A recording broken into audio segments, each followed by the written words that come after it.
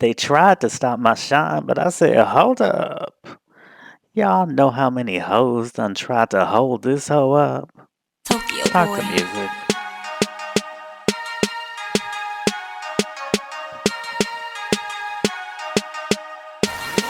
What's up?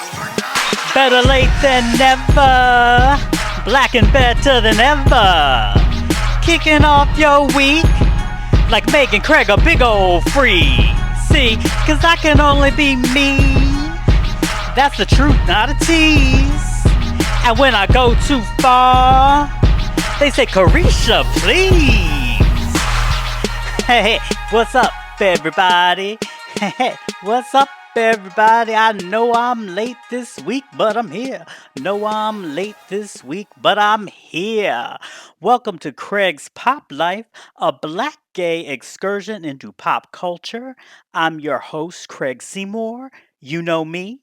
I've been writing about pop culture for more than 20 years now. You can read some of my music writing at rnbeing.com. I'm also an author who has written a number of books. The biography Luther, The Life and Longing of Luther Vandross, and I actually done some interviews about the R&B king recently, so I'll be sharing those podcast interviews with you as they come up. Had some really nice conversations with some very smart people. I also have a memoir about being a grad school stripper hoe, and that's called All I Could Bear: My Life in the Strip Clubs of Gay Washington, D.C. And there's my novel about three generations of black gay men looking for love. That one's called Who's Your Daddy? And my forthcoming book special, The Life and Art of Janet Jackson, coming very soon. I have a website where you can find links for all the songs and other stuff that I discuss on the show. It's very easy to remember. It's just craigspoplife.com. And I have an Amazon shop where all the books that I discuss in the podcast, as well as other important stuff like getting you those good Janet Jackson vinyl reissues. I have those all up there on the shop for you. My favorite hot sauces, just all the stuff that is important to me. My favorite novels, all sorts of things. And that's also easy to remember. That's at amazon.com/shop/Craig's Pop Life. So let's get into what's going on in the world of pop culture this week. Of course, we had the BET Awards and Mary J. Blige's epic tribute to her goddamn self. Everybody clap for that again. And I did a whole recap show about that, so you can check that out if you haven't had the chance. And now, what else has been going on? It's been kind of slow, but child, just when you thought you could get through the week, without some goddamn crazy Whitney Houston news. No hologram tours, no family drama, no old stuff dredged up. Here they come with some old cover of Steve Winwood's Higher Love and trying to sell it to us as a new single. Some backstory. Okay, now she had recorded kind of a New Jack Swing version of Higher Love with narrator Michael Walden, who did he did a lot of stuff on the first album, but he really did a lot of stuff on the second album. And these were during the sessions for the third album, I'm Your Baby Tonight. But the Higher Love only made it to the Japanese bonus track, thank God, because it was really just this really very tired New Jack Swing cover of it, nothing original about it or anything. And of course, by the time of I'm Your Baby Tonight, she had had that moment where she had been alienated from the black community in a lot of ways because she had gone so pop and people was booing her at Soul Train Awards and all of that kind of madness. So she really wasn't, trying to serve black people a New Jack Swing cover of Higher Love at that particular time in her career. She was trying to do newer, bigger, better, and blacker things. And that's why most of that album was done by LA and Babyface. So here it is, damn near 30 years later, and we get a remix of Higher Love by the Norwegian DJ producer Kygo, who apparently is in the dead black people business because he had already done a remix of Sexual Healing by Marvin Gaye. Now, of course, I have thoughts about this whole mess. First of all, I don't even want to hear a Higher Love cover by my fave Shaka Khan, and she's on the damn original. Like, some songs are just of their moment and of their particular time, and they don't really need to be dredged up again. Higher Love was from that very particular late '80s moment, when these white rockers were out here singing these ballads with big gospel-like backing choirs or with big voice singers like Shaka doing her thing. It's kind of from the same school as Foreigners. I Want to Know What Love Is, where Jennifer Holliday is hollering all over it. That was a time, that was a place. It was what it was.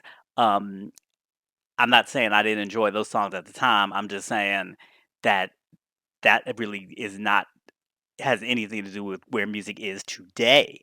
And so just the whole concept and the structure of the song, just everything seems dated from jump. But, you know, this all comes back to Pat Houston, Whitney, sister-in-law, and who was her manager for a long time, is now the sole executor of the estate. And this was her justification for, dusting off this tired, hired love. She said to Rolling Stone, um, the current cultural environment has been thirsty for something uplifting and inspiring.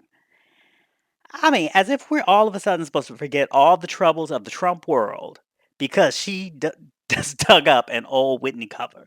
Like that just seems to me such a example of just how misguided Pat Houston and this state is about the stuff that we want from Whitney and who we actually now know Whitney to be. Like, we don't need these generic uplift songs.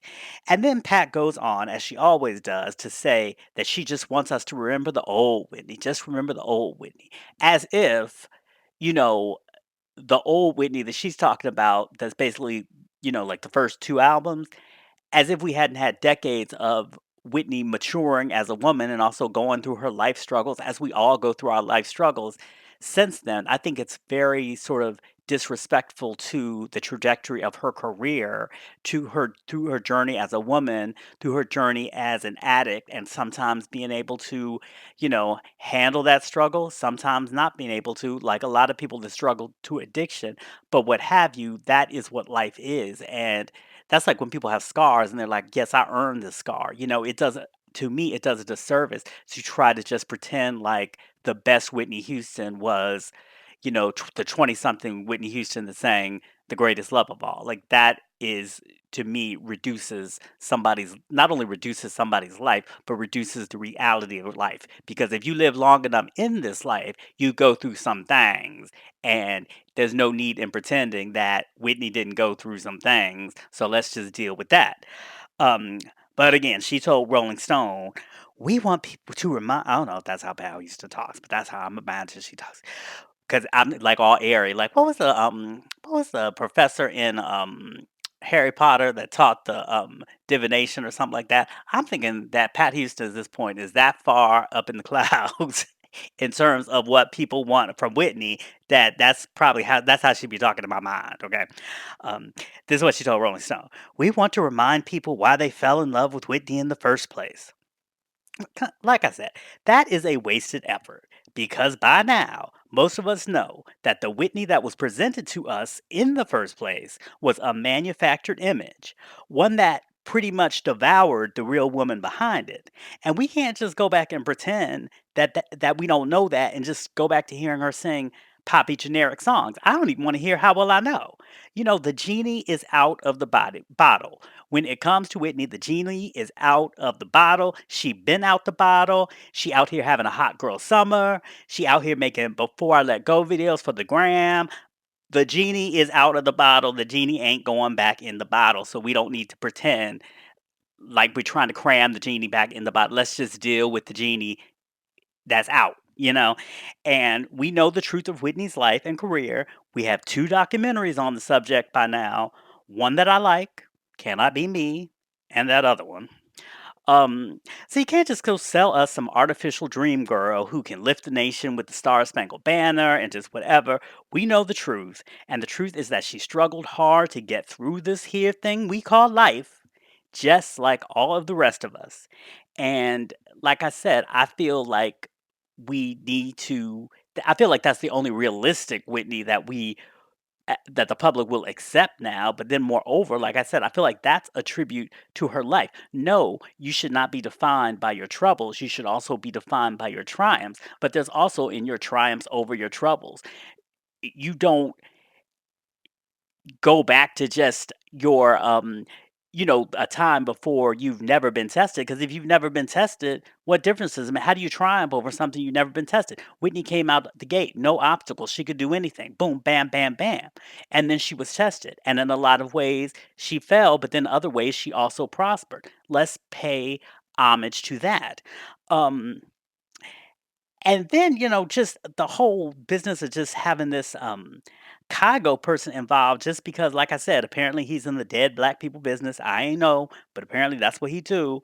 And apparently Pat Houston was just enamored of this Kygo getting involved. Went going on so far as to say to the good old Rolling Stone, you can't that she didn't really interfere in what he did with the song, because she said you can't tell Michael Jordan how to shoot a basketball. So now all of a sudden, this Norwegian man messing around with these old ass vocals is akin to Michael Jordan. Really? I don't even fuck with sports like that. I don't even, I just know the reference for the reference, but I'm saying even I know that shit is inappropriate. So, my thing is, like I said, I think this choice of the song was a mistake to begin with. I think it's too generic given the times, given the state of music, and given what we know about Whitney's life and death. It's just misguided. Ideally, but I understand the need, I mean, to have Whitney be reintroduced to a new audience that might not really understand her more than just as a tabloid figure. I definitely understand and think that it's important for people to understand, um, the music and what she did, but I think that there's a way of doing that with it sounding contemporary and also without us trying to pretend that she was something that she wasn't. So,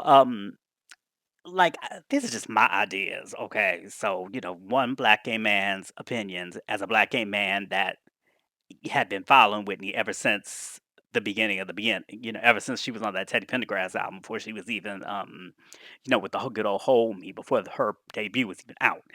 These are some Whitney songs that I think could be remixed that would be a little bit more contemporary and appropriate, okay? So I think they could have gotten the folks behind Ariana Grande's Thank You Next to remix In My Business. The Missy Elliott cut from My Love Is Your Love, In My Business. I think that that could have been hot. You know, if you're also going to go the remix route, I think you could have gotten DJ Mustard to give the LMA treatment to Worth It. I know a lot of y'all are going, what the fuck is Worth It? Worth It is that song that goes for the lovers, is for the lovers. That's right after that other song called For the Lovers on the last comeback album. What was it called? I look to you. I'll put it on the website because you've probably forgotten it. But Worth It is really a hot song, and I think DJ Mustard twist. Putting her in the LMA category, getting her on the urban adult charts. I think that that would have been cool. Quite frankly, I think they could just straight re-release her version of "I Was Made to Love Him," produced by Lauryn Hill, because that was an initial bonus track. I think eventually in subsequent pressings it may have gotten on the album, and it's listed as a single track on the streaming sites. But I still think that a lot of people, especially a generation of younger fans, don't know that record. So I think just putting out "I Was Made to Love Him" would be hot. So I just think there are a lot more options of material that sounds more contemporary and is more in line with the real woman we know than the black respectability Barbie that they tried to shove down our throats. And as for the unreleased material, I mean, we know that, quite honestly, a lot of the unreleased material I don't want to hear, because I feel like a lot of that unreleased material probably is whack, on the lines of like a New Jack Swing version of Higher Love. I don't think there are any great Michael Masser ballads or that kind of thing just sitting in the vaults, because I think anything that sounded like Money probably came out. But what I do think is that they did say, if you read a lot of Whitney biographies and whatnot, a lot of records for the first album were rejected for being too R&B. Now, I think those records are probably hot. I think we probably would like a lot of those records that were left off the debut for being too R&B. For example, the great writer Nelson George talks about how at one point Whitney, for the debut album, she was doing sessions with Leon Silvers. Now, that could be amazing because around that time, that was Leon Silver's doing when he was doing stuff like Shalimar's A Night to Remember or Evelyn Champagne King's Shakedown.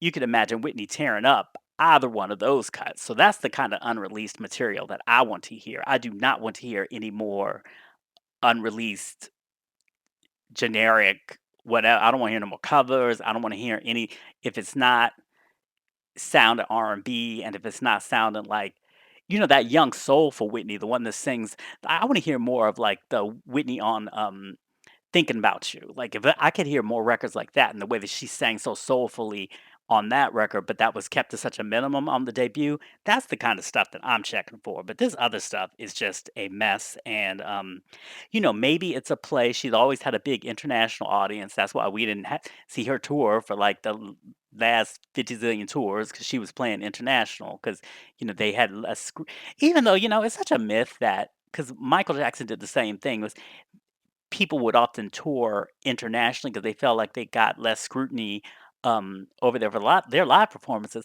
But I felt for Whitney's last tour, there were people, Australian people, all sorts of people on the news every single night talking about her voice cracking and them leaving the shows and everything like that. So I think that whole thing about you get less bad press internationally is a myth. Or maybe you get less bad press, but then the people that are, especially in the internet age, the people that are actually in the concert come out and then make their little videos about how much of a mess the performance was. So I think that whole thing can just go. But, again, I don't know. Maybe the Kygo thing's gonna. I can't see it doing a damn thing here, but maybe it might do something internationally. But I don't think that is going to do anything to keep her alive in the black community in the way that she deserves to be. Because if you really think about it, I mean, does Whitney have a barbecue song? Like, does Whitney have a wedding song? I mean, you think of these artists that have these records that are really integrated into everyday black rituals. I mean, maybe I'm tripping, but I just don't really think Whitney has that many of those type of songs. Now, some people point out on Twitter, a lot of y'all be playing "Saving All My Love for You" at your weddings and whatnot. "Saving All My Love for You" is not that's a song about creeping. That is not a song. So you playing that at your wedding, you are just setting yourself up for some shenanigans because that is not a wedding song. But I just feel like that's where my focus would be on if I was the executor of her estate. I would really be trying to just kind of because black people are going to sustain you. Black people are going to keep your legacy alive in terms of speaking your name and everything like that, playing the songs on Quiet Storm. That's where the history is. I mean, international, yeah, you might be able to get some coins off of it, and I'm sure there are Whitney bills to pay, but it just seems would be a shame for her to just go this generic route where they're just digging up old vocals, letting some European DJ throw some kind of generic tropical house beat on it and just going on from there. I just think that would be very sad. But it is what it is, and it's not my business, but I just have to, as a consumer and fan, I just have to give my piece. Um, so, in a more remix kind of reissue news, we've actually had a lot of Janet Jackson activity of late. First, we got Control the remixes in May. That was a big, nice surprise. And that, of course, includes, among other things that are just necessary, like the Shep Pettibone mix of Pleasure Principle, which is the single mix and everything. That also includes the legendary Nasty Cool Summer mix. And two fun facts about that particular mix. First of all, it was done because pop radio was taking its sweet white time with What Have You Done For Me Lately, and black radio had been bumping Nasty ever since the album dropped. So when it was decided that Nasty was going to be the second single, everybody knew they had to switch it up in order to keep it fresh at black radio because black radio was almost damn near played out on the song. So that's when Jimmy and Terry came up with the funky, laid back, cool summer mix. Now, this is a real ass story. It's kind of embarrassing. I'm just gonna let y'all know. This is just this one of these one of these classic Janet fan type stories from people. I mean, a lot of people have their stories about stuff that they've done recently. Caravan into metamorphosis, what have. This is classic Janet shit. Okay, so y'all know I'm from DC. and they had been playing the Cool Summer Mix on WKYS for a couple of weeks, and so it looked like it wasn't going to be commercially released, like it was just gonna be one of them radio only things. And I was shook because I love this song. I mean, I would be like running to the radio every time. And I had this was back in the day when we had cassette recorders and we taped stuff off the radio. And I had a couple of like low quality tapes on it, but every now and then the static would come in and whatever, I wouldn't catch it exactly right or what have you. So I was just tight that I didn't have a clean, perfect version of this mix that I love so much. And this was in the pre-internet days. We had no way to ask the artist or the record company or anybody about it. We couldn't just add flight time jam back in the day and say, "Hey Jimmy, is y'all releasing the remix or what?" Couldn't do that back then. So now at the time, I was working at the Wiz. Yes, that Wiz, that record store, electronic store, as in nobody beats the for all you old heads who remember that. And occasionally people from WKYS would come in the store and, we'd chop it up, whatever, talk about new records and stuff. Because sometimes it was weird. Like sometimes records would go to radio stations first, but sometimes records, especially independent ones, would kind of come to the stores first. So I'd be turning them on to stuff and vice versa and what have you, and everything's good.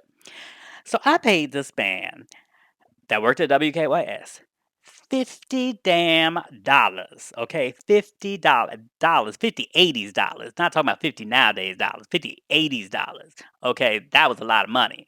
I'm working, minimum wage selling go-go records, after school. So anyway, I paid him 50 damn dollars to record the Cool Summer Mix for me on a high quality cassette. Because, I don't know if y'all know cassette culture like that, but back in the day, you had like many different cassette qualities. So I picked up the top of the line, like the gold cassette, and I gave him it. And, he brought it back. I gave him his $50 cash. And then I had my Janet Jackson Cool Summer Mix on cassette. Pure high fidelity. When I got that cassette, I thought I was the coolest Negro in DC that DC had ever seen. It was hot as hell in DC in the summertime. It is hot as hell in DC in the summertime.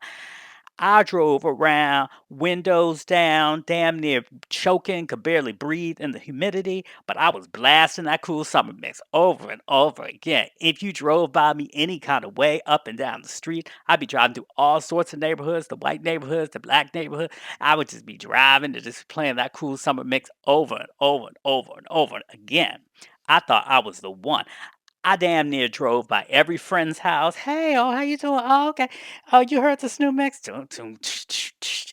You know, I dropped in on family members I hadn't seen in years. I was just anybody around me knew I had the nasty cool summer mix. I showed up at every party. Anybody was DJing and they were DJing. Oh, but do you have the cool summer? Oh, why don't you slip this? I was trafficking in cool summer mix. Okay. So anyway, cut to about a week, maybe it was 10 days later. Maybe it was 2 weeks, but it wasn't a long time.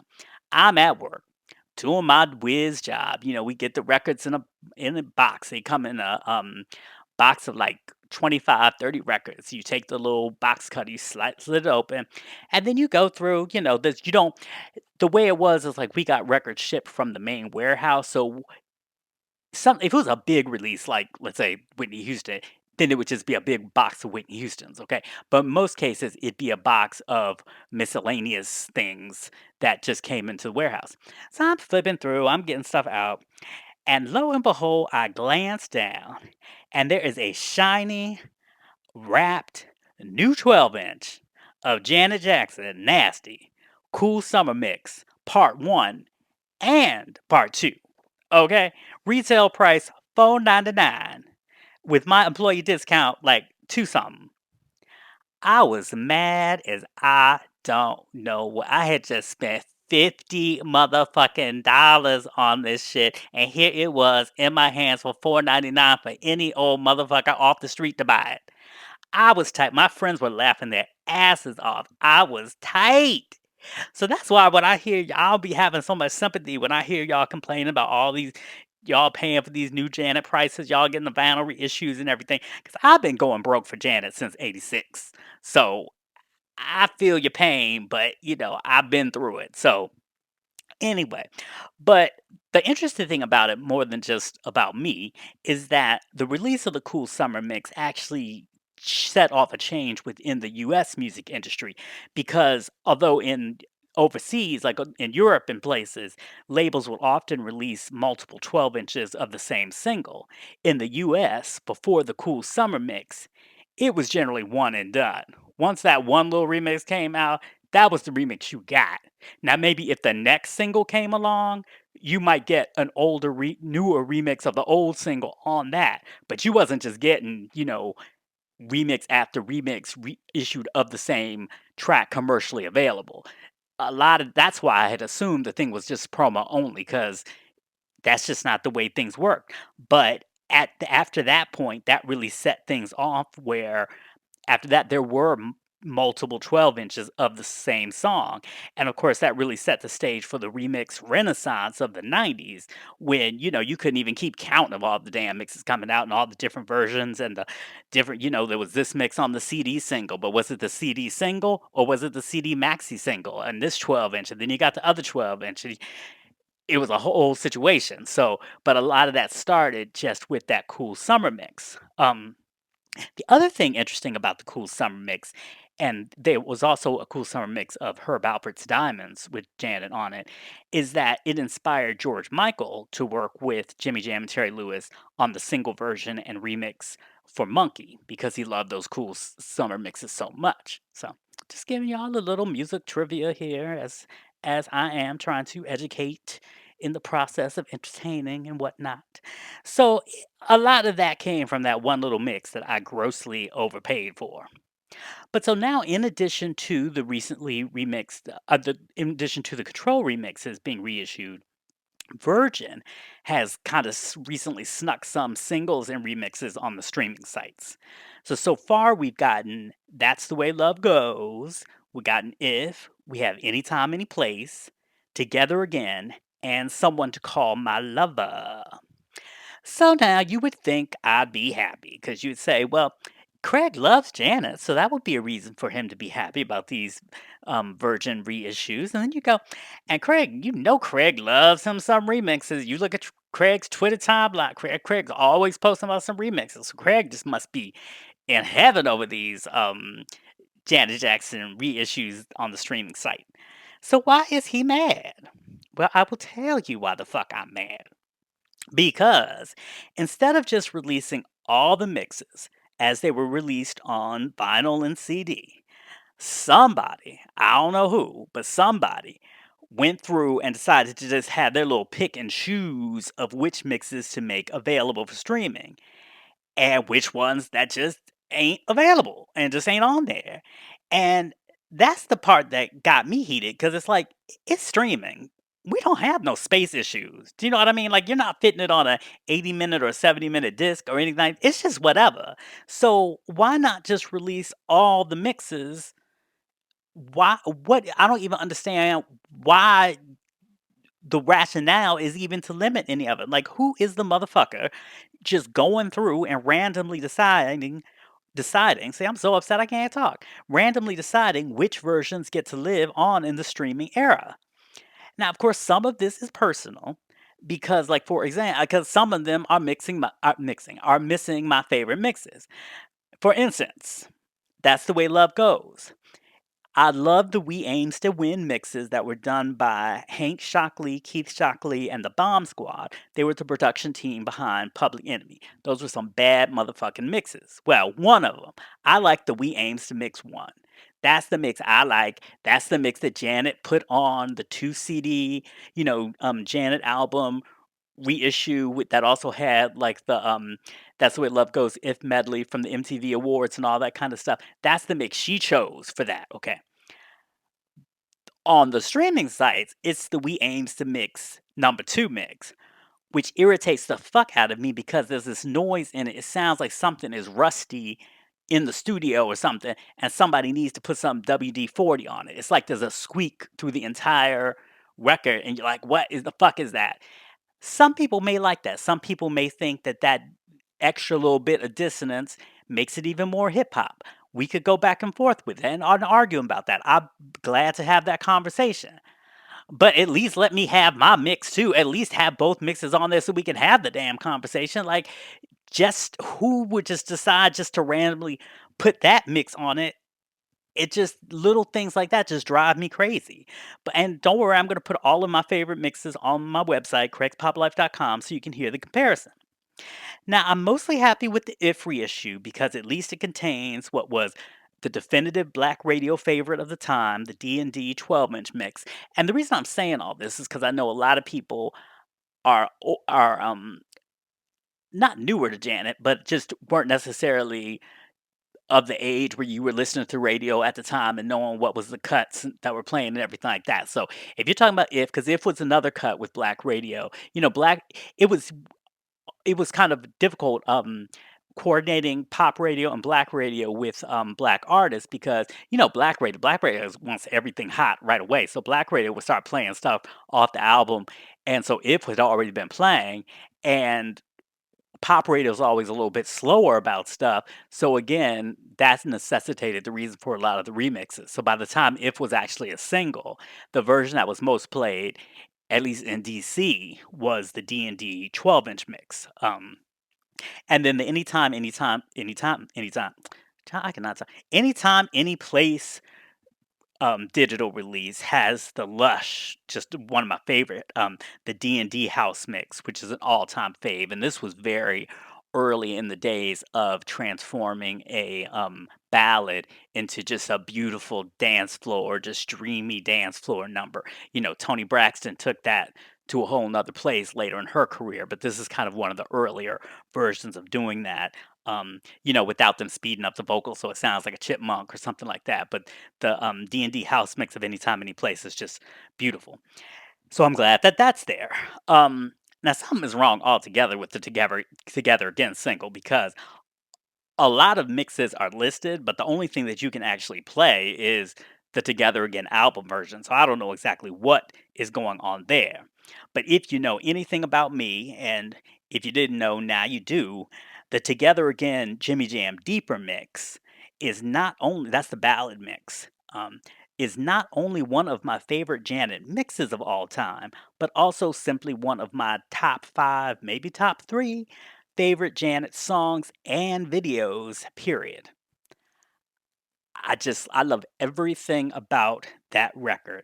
Um, the video is just so beautiful with the kind of orange hair and the black dress. She's taking it off and she's just holding herself and singing about, remembering her lover. And I just think it's so beautiful. Renee directed that video.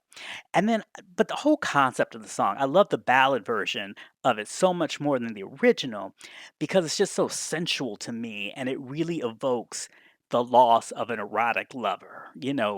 And I don't know, this is just especially poignant to me as an AIDS elegy since so many people got sick during the era during acts of the deepest intimacy. So to me, this just really feels like it gives voice to that pain of losing a lover and losing a lover to something that, was often associated with sex and acts of intimacy and everything. So it's one of my favorite sort of song of the sort of that address the AIDS era. It's one of my favorite, like I said, Janet songs and videos of all time. Or anyway, you will not be able to find it on the streaming site as of now. It's listed, but you can't find it. But like I said, I'll put it on the website. So at this point, I know y'all are probably saying, "Well, Craig, aren't you just mad that the mixes you like aren't on the streaming site? Like, why are you making it so personal?" And yes, there is that. I'm not going to lie. That is part of it. But it's a bigger issue than that because it's more than just my personal taste. Because I have all my favorite mixes. I have them on CD. I have them on vinyl. In the case of the Cool Summer mix, I still have the damn cassette and I've uploaded all everything I want to hear to iTunes. So I don't personally have an issue as far as my own favorite mixes. Don't personally have an access issue. But it becomes a case of which versions live on in the digital era so that newer and younger fans can discover them and which ones just simply die.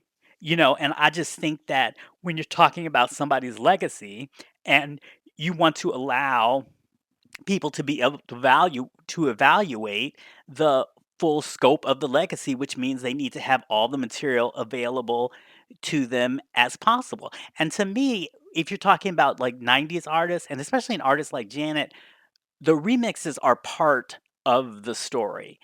The albums are sort of the anchors, but the remixes are part of the story and part of what she was trying to say as an artist. The remixes represent ways she was trying to reach out to different other communities, and also like it's particularly in the house mixes, it was ways of her reaching out to the children, to the black gay children, like, she's like, I see you, you know?